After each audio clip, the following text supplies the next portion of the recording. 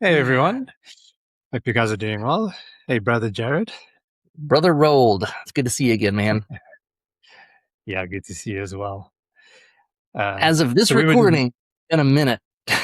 yeah, yeah, it's been wild, and it's quite an appropriate episode if we're talking about wrestling with God and wrestling with life. I think Yeah. has been a challenge for us both. Yeah.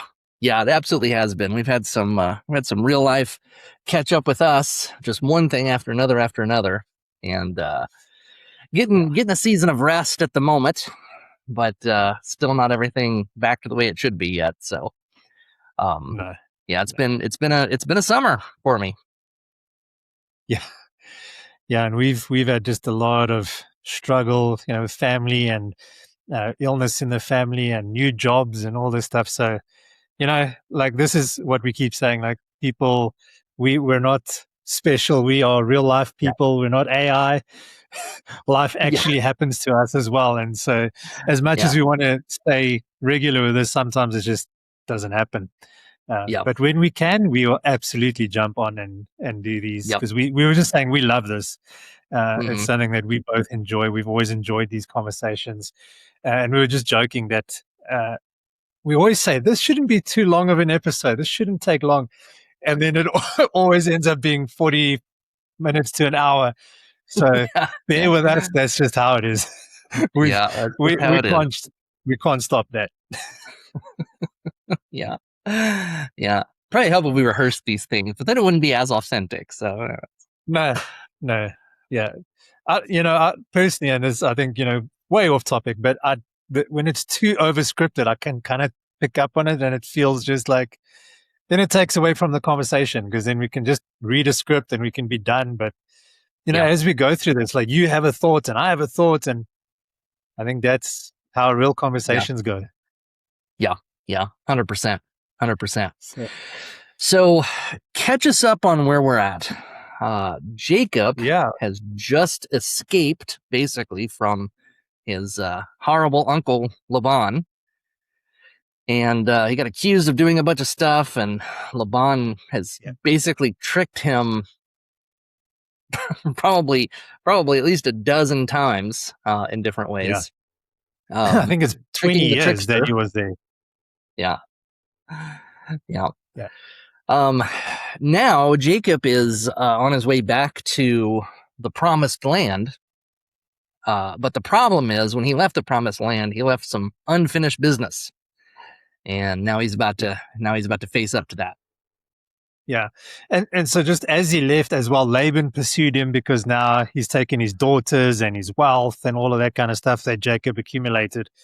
And so Laban's upset with him, but they make a covenant that no harm will come between them. They're not going to attack each other. And, we always said this, but along the way, they're building these altars as ways to remember the covenants that they've made, the promises where God's met them. And yeah, so now basically Jacob has he ran from Isaac after deceiving Esau. Then he got stuck at Laban for pretty much like 20 years. And now, as he's trying to get his own freedom and get back to, I would say, life as normal, he hears that the brother that hates him, that wants to kill him, is now chasing him, that's after him. And so that's where it's quite an interesting twist. And Yeah. so, like, the guy that's caused a lot of this, Jacob himself, is now faced with another dilemma. Like, what do I do? Can he run? I don't think so, because Esau was a trained hunter, and Yeah. Jacob True. had all his wives and livestock and kids, which, if you know anything about battle, those are not the ideal things to go Yeah. into battle with.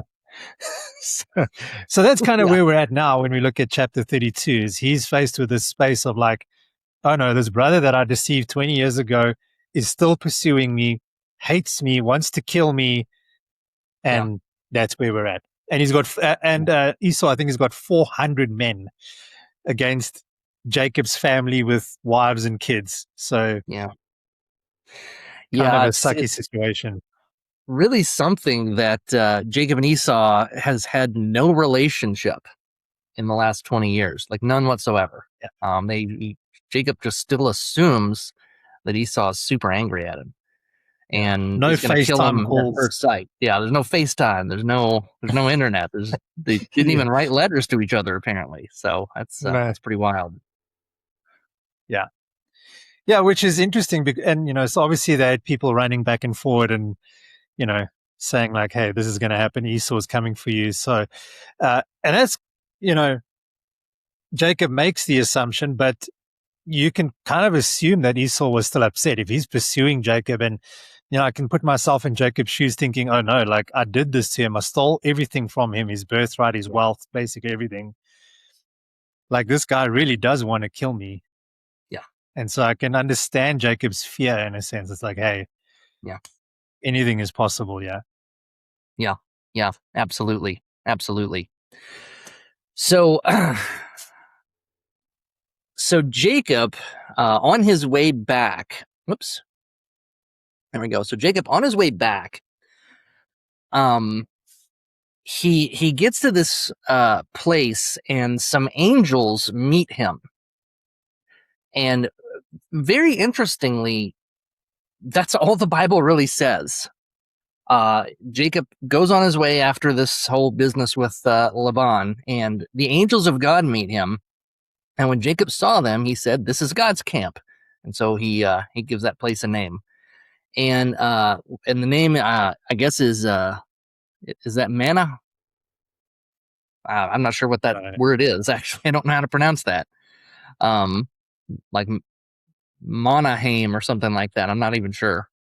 Yeah. Um, and then that's it. It's just another incident where Jacob gets to interact with the spiritual world. And I suppose this is probably somewhere close to where he saw the ladder before. It's somewhere in the wilderness between where Laban lives and where what we think of as the promised land. It's somewhere there. Right. So, and then that's all. And that's all it says. It's just one of those little tiny things just left to your imagination. Yeah. So Jacob isn't even like, he meets these angels and he's still afraid of Esau. Like he's like, I'm gonna have to plan against Esau. So apparently the angels don't comfort him, even though I think surely they would know what Esau's intentions are. But Yeah. I don't know. It's just it's kind of an odd thing that God just thought I've had. A bit later on in Jacob's life, he's gonna come to believe that one of his sons is dead when he isn't, and God Yes. does not clue him in, even though basically the rest of Genesis is telling us about this son. His name's Joseph, uh, and but Jacob thinks that his son is dead for close to 20 more years, actually, and God doesn't ever clue him in that that's not the case. So I Mm. wonder about that. I wonder about Yeah. why God would let somebody remain in ignorance, but Yeah. he has his reasons, I'm sure. Yeah. I think if just as you said that, it reminded me of, when I got born again when I was 12 years old, and the Lord said to me, that same night, he was like, you're going to plant churches. And from that time to the time we actually planted the first church was like close to 20 years. Hmm. And so, and we didn't have answers. We didn't have like, you will do this and this is what the next steps will be. This will be and so, you often have to think like, yeah, why does the Lord do that? But, we can just assume obviously it's his timing, his perfect picture of your life and all the decisions you're going to make in the meantime and his work in you. But yeah, it's not the first time this happens where the Lord doesn't necessarily clue in everyone on exactly what's going to happen all the time. Yeah, yeah, yeah. It's really something. So, as Jacob is approaching the his home country, he sends messengers to Esau, and he says, "Hey, Esau, I've been with Laban, and uh, I've gotten married, I've gotten wealth, and I'm looking to have favor in your sight. Like I just want you to know I'm coming back, and I hope things are cool between us." And then the messengers come back and they say, we actually met Esau and he's coming to meet you. And there are 400 people with him, 400 men. And Genesis 32:7 says, Jacob was then greatly afraid and distressed. So this is not good news for poor Jacob. No. So he divides his camp into two, and he puts half of his stuff over here and half of his stuff over here. And he says, if Esau comes and attacks, he'll get half my stuff, and maybe the other one, whichever one he attacks, maybe the other one can escape. Yeah. And that is, he's it's not bad thinking, actually. It's pretty tactical. But he really does not believe that Esau is going to be cool. I mean, after having lied and stolen everything that Esau held dear, he really, really believes that Esau is coming to kill him. And I wonder what Esau is thinking at this point. This is the part of the story we don't have. I wonder if Esau sees Jacob's messengers and he's like, well, brother Jacob, man, I haven't seen that guy in 20 years. Gosh, guys, you got to come meet my brother. He's such a good little brother. He's a bit of a scoundrel, but gosh, the family, we just love him so much. Let's go out and meet my brother. Like, we don't have any of that. All we have is Jacob being terrified. So yeah, and I think Jacob's response here is the first time we see something kind of different, because he's a schemer. So he's like, I'm going to do this, I'm going to do that, I'm going to make my own way, and then it typically backfires, and someone else gets deceived, and people get hurt along the way. But I think it's the first time that in this case, he really stops. He actually goes, no, well, I've done life my way, and look where it's got me. Like, maybe there's a different option here, which is kind of cool, because again, we've seen a lot of, from the beginning of Genesis, a lot of this chaos, people making emotional decisions. And this is a classic case. If he had, like, out of fear, people do a lot of stuff, stupid stuff. And he could have done the same thing. But in this case, he was actually like, no, wait, I need to pause. I need to think. I need to go back to God, because he said, leave. Let me hear what he says. And, he says there, oh Lord, who said to me, return to your own country and your kindred? So he's kind of reminding God, like, hey, Lord, this is what you said, but now, I don't know, my brother's on his way, 400 men. That doesn't sound too friendly. If it was a friendly visit, it'd probably just be him. But 400 men, Yeah. So I can kind of imagine his fear, though, like with his new family, with the promise, it's that tension. It's like, okay, God, you said this, but now this is happening.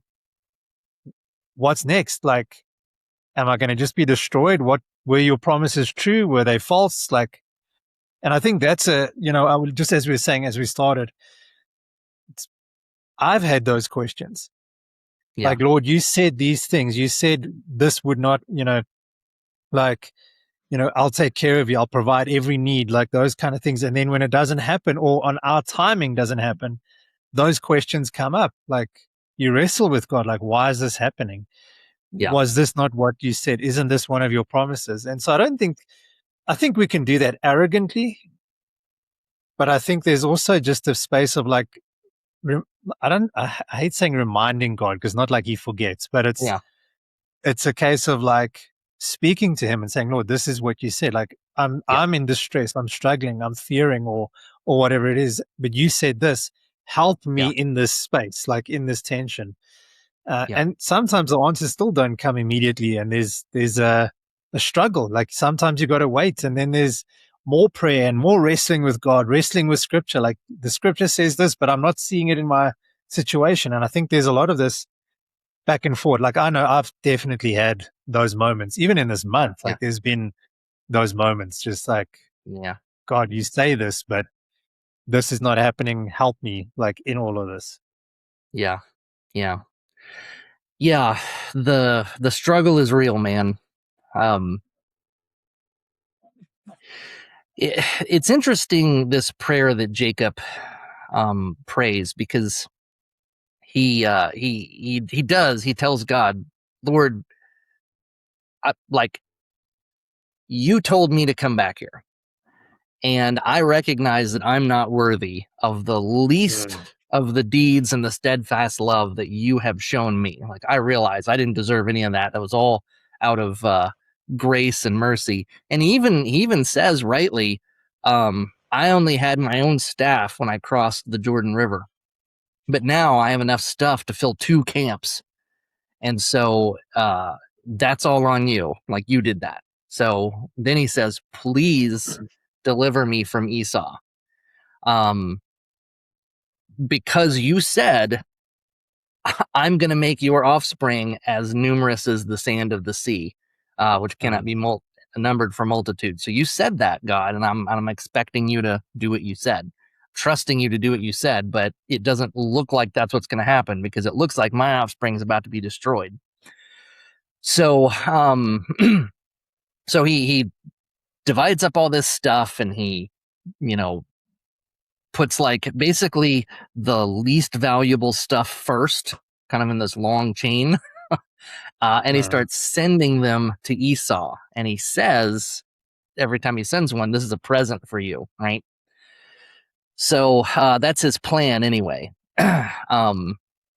So when Esau meets you, just tell him, hey, this is from Jacob.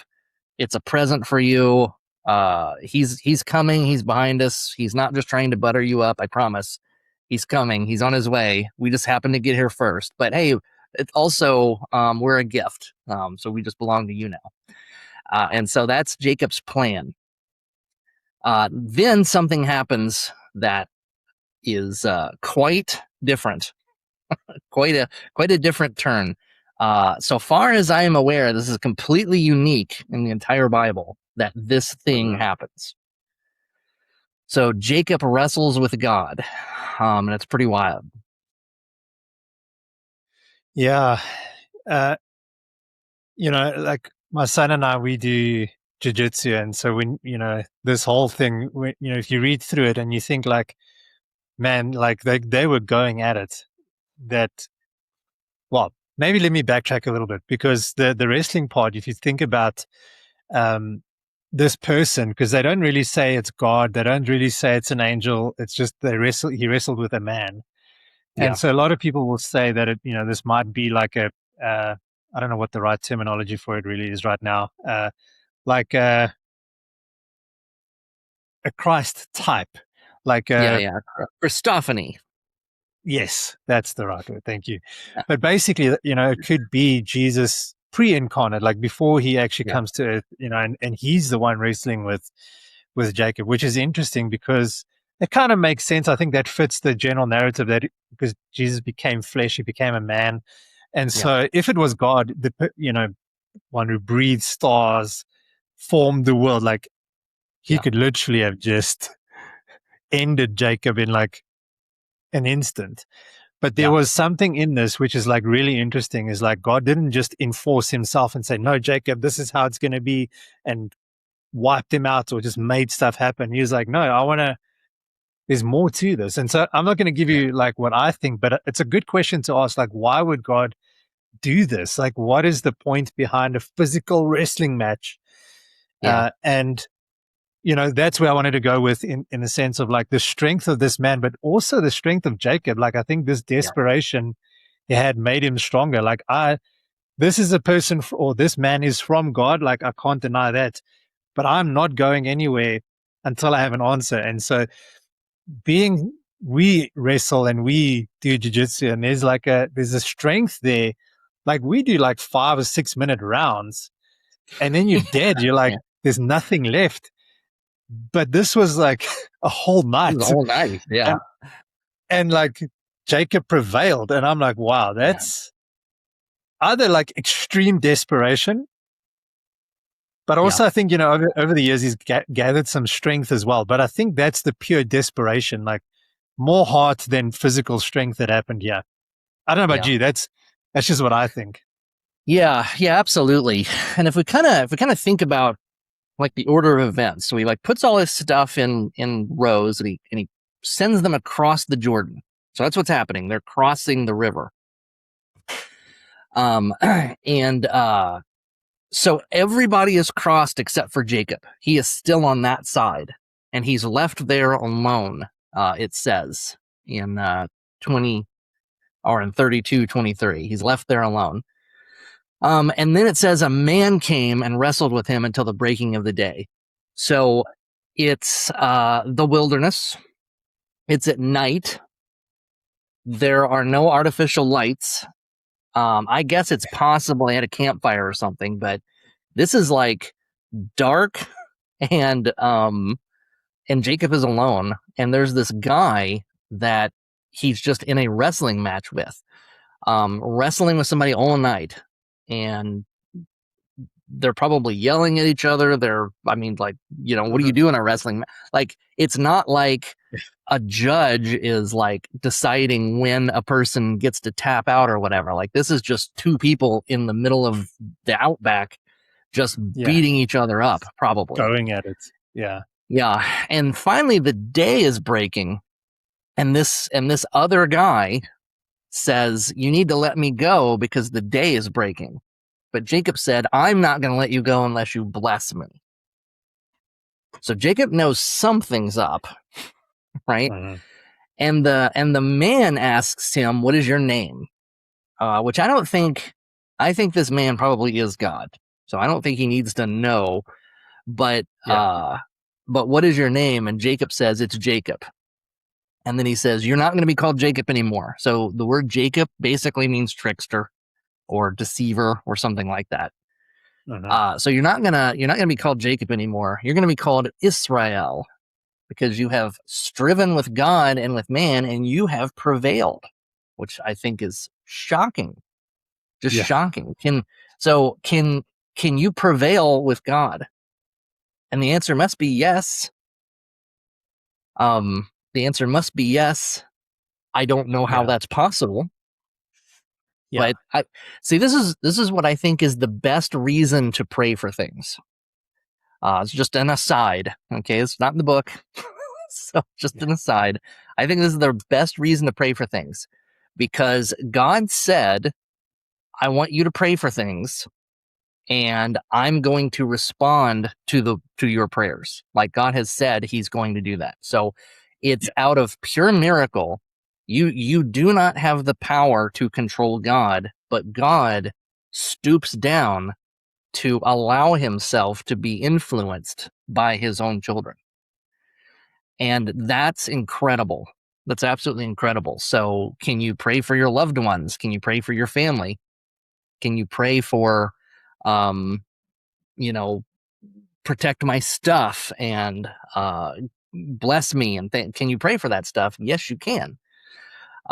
Yes, you can. Now, you don't pray selfishly with a bad heart and bad motivations, but if there's something that's deeply on your heart, I think it is entirely possible that God placed that passion in you so that you could pray for things and God could respond to you in a way that is going to satisfy your heart too. So God's cooperating, I think, with His children. And I don't know how that works, because God can destroy this entire planet and the solar system that the planet is in just like that. So wrestling with Jacob, it's not a contest. But God has allowed Himself to be prevailed upon, even though He's in control the entire time. And I think that's incredible. Yeah, and I think that's an important point, because, again, it's the same person who said, the sea goes no further, this mountain goes no higher. Like, these stars he holds them and holds everything together in His hands, but He's I like what you said there, which is allowing Jacob. This is not, you don't want to, like, this is not really Jacob prevailing, but He's allowing him, like, but there's a lesson in this, because at the point he like dislocates his hip, which is massive. So some people might go like, "Oh, that's cruel," like, take his hip out. But it made me think, like, if we had to wrestle with God right now, like, I don't think you would get out looking the same or being the same. Yeah. And I think that was a key thing. Like, there was obviously a lot of lesson, and he was checking Jacob's heart and like his motive. And I mean, this guy's literally been a schemer his whole life. Yeah. something had to shift here. So not just his name, but like his whole being had to shift. And this is, I think, Yeah. that moment. And Yeah. part of that was the hip. It's it's like, yeah, but this is also just a warning that I am still God. Yeah. But there was a definite shift in Jacob. It was no longer just the schemer making his own plans. He's like, no, I need God, and I think that's powerful. Like there's something in it, and I wonder, just like you were saying, in our own prayer life, what does that mean for us if we're Yeah. trusting God for stuff and we're wrestling with Him and we're praying without ceasing and we're asking him these things? Are Yeah. we also prepared, I think, to not look the same or be the same Mm-hmm. after Yeah. the response? Yeah. Yeah. Then, It has been my experience that God does not powerfully use somebody unless he breaks them first. And so you may go through a breaking experience. Jacob went through a breaking experience. It's a bit like, man, which book was this in? I had it in my head just a minute ago. There is an example in a book I've read about this, and in the book, the author takes a biscuit, like a scone or whatever, and breaks it in half and then puts it back together. And he says it looks okay from the outside, but you can just touch it with your finger and it just falls open. mm, And that's what a broken Christian is like. A broken Christian is particularly sensitive to the lightest touch from the Lord. Is enough to steer the Christian in ways that God wants them to go because they've mm, been broken. And so this broken person is much more usable. When Jacob was not broken, he did things his own way. He schemed and lied and ran, and he I know. he's done all this stuff. But now none of that stuff's possible anymore. He can't run anywhere. He has to face, and that I think is by design. I think this whole story is by design, teaching us something about what God wanted for Jacob all along and what he wants for us. So God's going to Uh, bless Jacob, but he's going to break him first. And that's how it's going to be.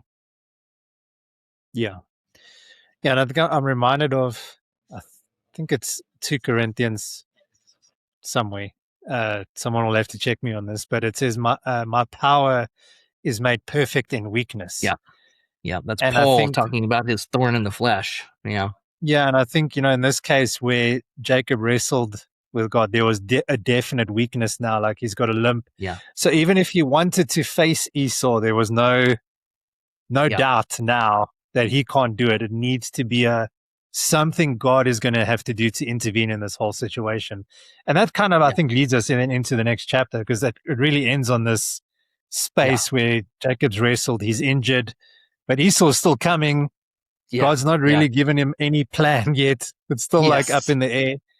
And Yeah. now, yeah, we kind of see Jacob looks up that morning and Esau is coming with 400 men. Yeah. Yeah. Yeah. Absolutely. Absolutely. So, yeah, he does ask the man, "Will you tell me your name?" And the man says, "No." Basically, it's Yes. not Yeah. time yet.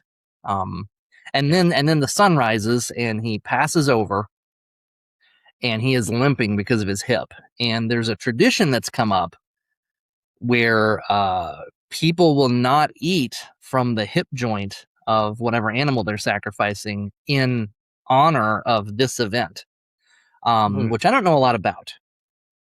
But I've it's never even heard that. apparently something that was done a lot in the ancient world, and probably somebody that's of Jewish descent and stuff today Hmm. probably would know like what those ceremonies are about.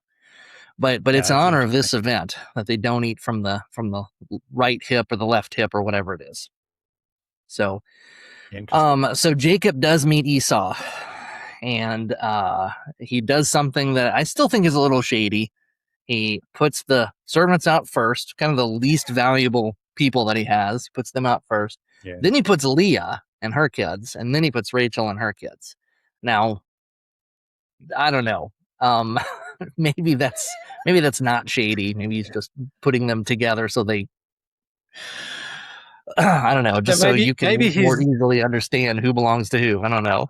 yeah, or Um, maybe he's in a weird way trying to reason with Esau's human, could be. morality in a sense, like no woman and children. You often hear that in Yeah, like yeah, movies, and yeah, it's like maybe it's just like wait, let's see. I don't know if yeah, he's necessarily using them as human shields, but yeah. yeah, it's interesting. It's Yeah, it is strange. interesting. Maybe Leah is out front because she is just better with people. Maybe that's what he knows. I don't know. But Yeah, for some reason, it's Leah first, and then it's Rachel and all of Rachel's kids. And Joseph is, or I'm sorry, uh, Jacob. Jacob is behind all of those. And but then he comes out and he goes before his family and he bows down to the ground 7 times as he's coming near to his brother. But then Esau does something totally unexpected. He Yeah. runs out to meet him and he embraces him and he kisses him and they cry together. And when Esau sees all of the women and children, he says, "Who are these?" And he goes, "These are the kids that God has given me." And so they all come and introduce themselves, and Leah comes, and Rachel comes, and Joseph and all those come. And Esau's like, "What is about all these people that I met yesterday?" And Jacob's like, "I was trying to chill you out, man. I was just trying to find favor in your sight." And Esau says, "No, I've got plenty for myself. You keep what you have." But he says, "No, please accept my gift. I've seen your face, and it's like seeing the face of God because you've accepted me. So please, I would like to give this to you." And Uh, Esau agrees. Jacob urges him, and he takes it. So it's quite unexpected that Esau is so, I guess, gracious compared to how he used to be when he was younger. So mm, I guess both people have gone through some kind of. They've both been alive 20 additional years beyond what yeah, they knew of each other. So they both grown in some ways. yeah. And I think that's an interesting phrase or sentence to use to say to someone, because we know Esau isn't God.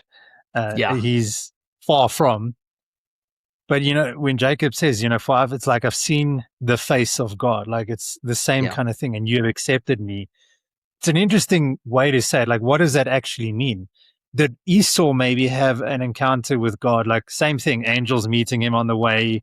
It's not mm, impossible, And I think that I don't know if we've ever spoken about this, but I think we have, because it's kind of how we just connected right in the beginning, like minded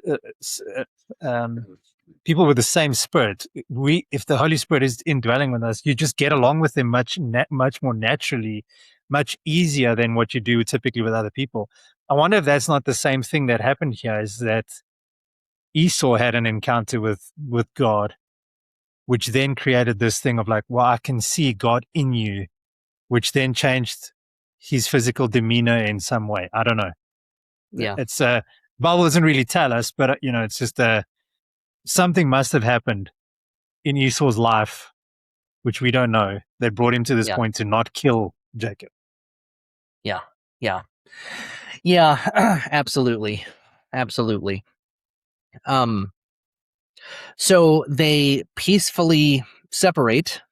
Um, Jacob goes on to the place called Shechem, and he buys a piece of land from somebody in Shechem, and he calls it El Elohe Israel. And that is, I guess it's the second technically piece of land that is owned by a person of Jewish descent in Canaan. Hmm. Um, the first piece would be where Abraham buried Sarah. He bought a small piece of land there. Um, so now Jacob's been established. Finally he's been established. Um, so yeah, pretty Yeah. pretty wild stuff. Quite a journey he's been on. Yeah, and it's.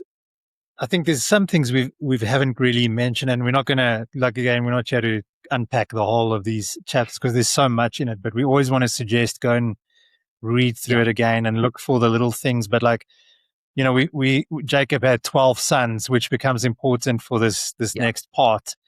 And just, I've got on the slide there just something that is interesting. We've said it a lot of times throughout the previous episodes is that basically every major covenant person that God makes a covenant with undergoes some Yeah. kind of change and name change, which is quite interesting, like why God would do that.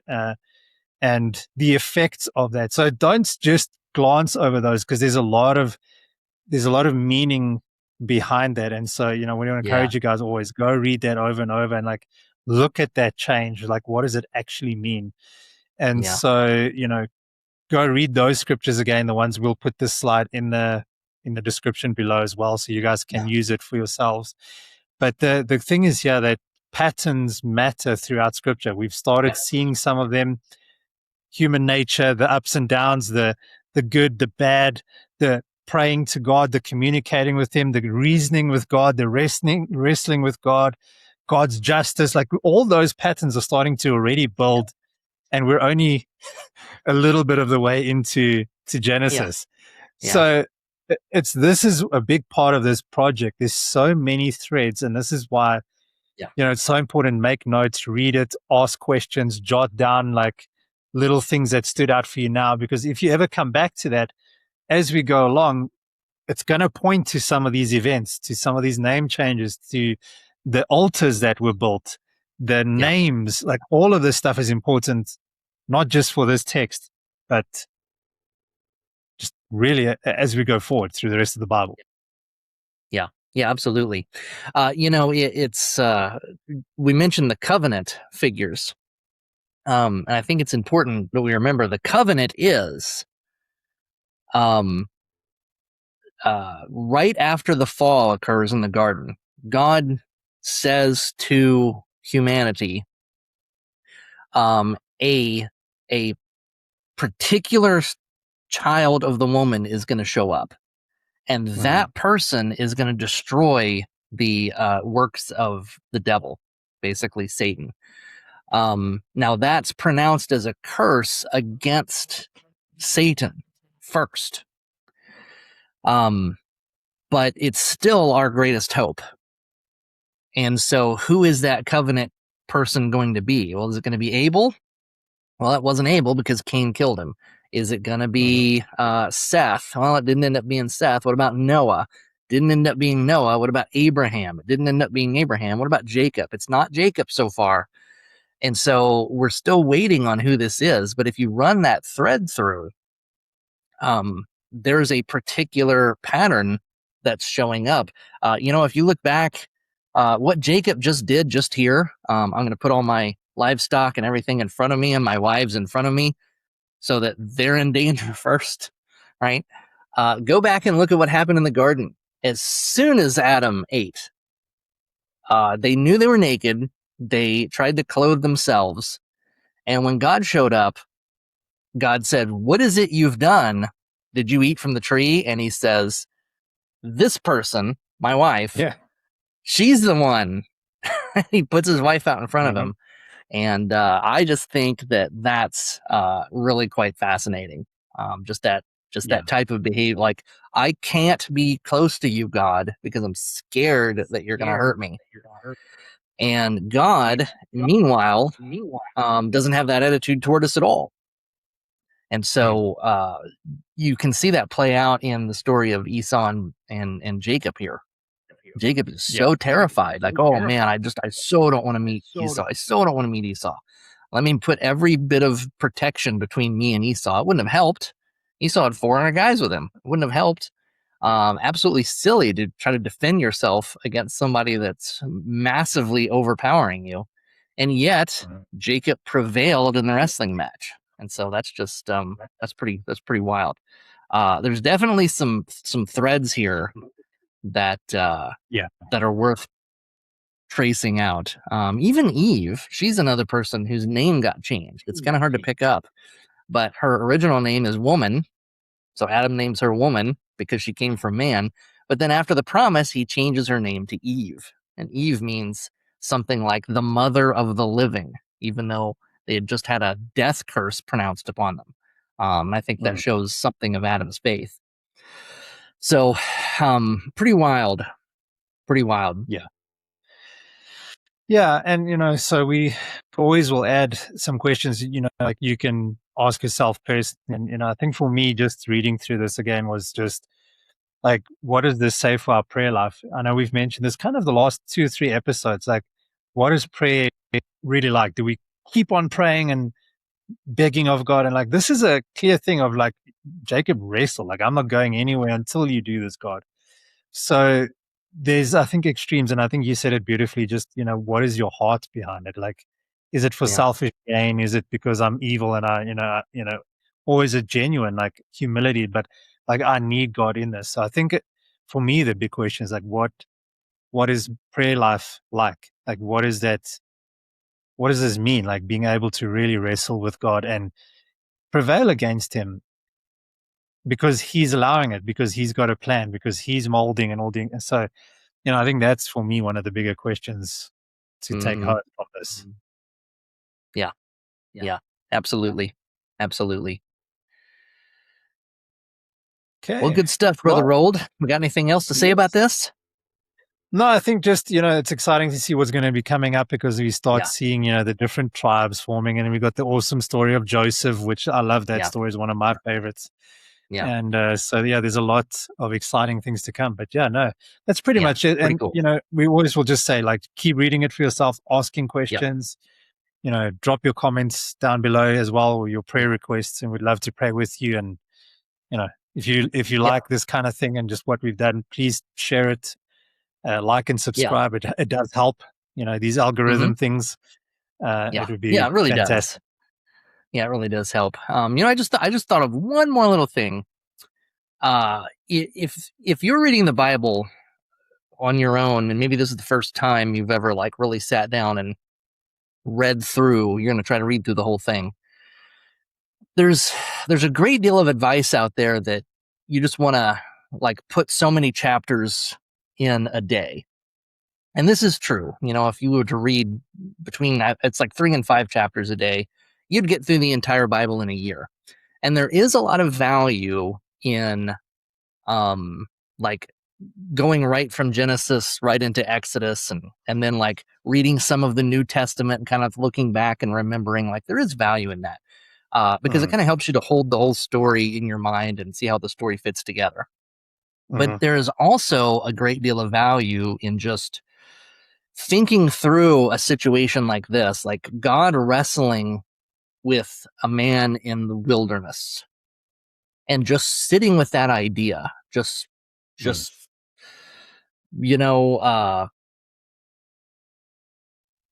think about it when you're driving to work and journal about it right before you fall asleep and think of some other stuff in the morning and just sit with a story like that. You'd be surprised the kind of insights that come to your mind that like maybe they wouldn't mean anything to anybody else in the world, but they seem really profound to you.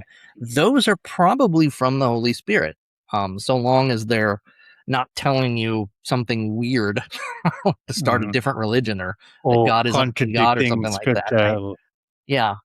Yeah, but just kind of marinate yourself in these types of scriptures. These are so good. The Old Testament is just full of stories like this, and they're fantastic. Just to think about how long God has been around and the things that He's seen and the interactions He's had with people, and what that means for His attitude toward humanity. These are so good. Yeah, 100%. Yeah. Absolutely. Well, folks. Alrighty, friends. We'll see you soon. Have a good week. And hopefully we'll see you again next Friday. Yeah. Or next week. Sounds good. Yes. Okay, friends. Ciao, ciao. Bye all.